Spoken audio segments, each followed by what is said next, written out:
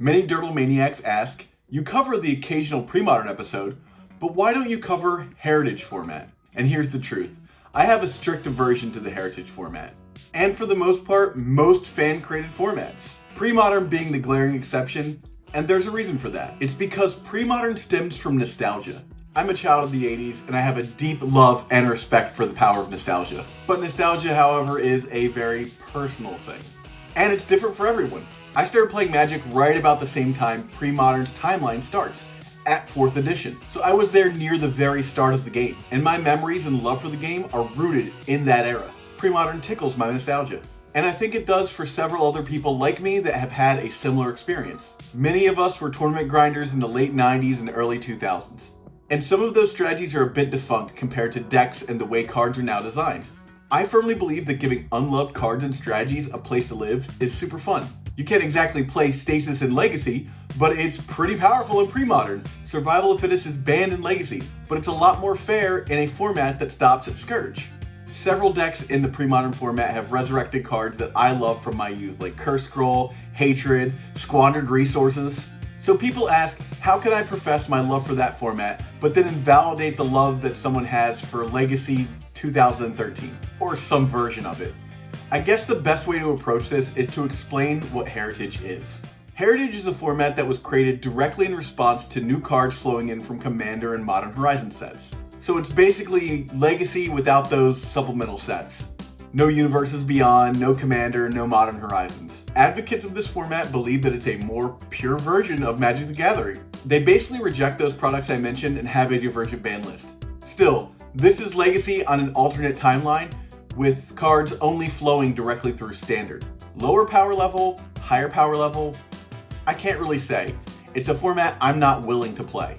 And nostalgia does ultimately lay at the heart of why I don't play this format. I began playing Legacy right about after Commander 2013 came out. Most notably, you'll remember our friend Truny Nemesis from that set. I was playing Merfolk at the time. To me, supplemental product is part of what makes Legacy great. It allows the creators of the game to create cards that skip over Modern and Standard and impact Legacy directly. And that means the design restrictions are lifted a little bit. Increased power level allows for various mechanics to have more room. Now, does that lead to some design mistakes? Certainly. I'd be lying if I said they didn't push it too far occasionally. In fact, most of them almost always do. But previously, Legacy had moved at the pace of a glacier. And I'm not upset about the increase of rotation speed. Strategies come and go and come again. And I understand that some players want to play cards that have been power crept out of viability and no longer have a home. And I suppose in that particular light, Heritage is wonderful for that. But for me, Heritage feels like more of an airing of grievances than a nostalgic home for Legacy's earlier years. A bunch of grognards that want to play Magic in a very specific way to the exclusion of the parallel format. They don't want Transformers or EDH cards invalidating their 2014 top tier strategies. And the trauma they suffered when these cards got fluxed into the format left them with nothing but complaints. So instead of innovating and evolving, they crawled into a time bubble and ignored all the cards they didn't like. And how is that different from Premodern? Well, this is my personal take, which is not to say that it's everyone's experience, but Premodern stems from a love of the game from when it truly was. A moment in time. That is to say that this is not a rejection of the way the game is right now. You can hearken to the past romantically and still have a love for the game the way it is right now. Some of Premodern's greatest champions are some of Magic the Gathering's greatest advocates. I consider the mindset of a divergent Legacy a direct attack on the Legacy format. This is a clear and present danger to a format that needs to retain its player base and figure out ways to expand that player base as well. Not to split into rogue formats every time a card you don't like is printed.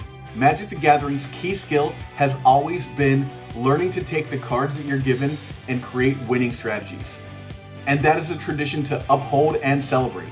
But just to prove that I am a sellout, and yes, I will bend to the will of my financial overlords, you can always join our Patreon and have a little bit more say in the content that we produce on this channel. Suppose suddenly it becomes financially imperative that I make more videos on this topic. Well, in that case, I'll eat my proverbial hat and listen to Sell Out by Real Big Fish on the adult contemporary station I listen to every morning while I'm drinking my Starbucks coffee. And you can quote me on that. Hey, for real though, if you want to support Legacy and support this podcast, think about supporting us on patreon.com. You can check that out at patreon.com/eternaldurtles and check out this really cool playlist, Legacy 101. Thanks.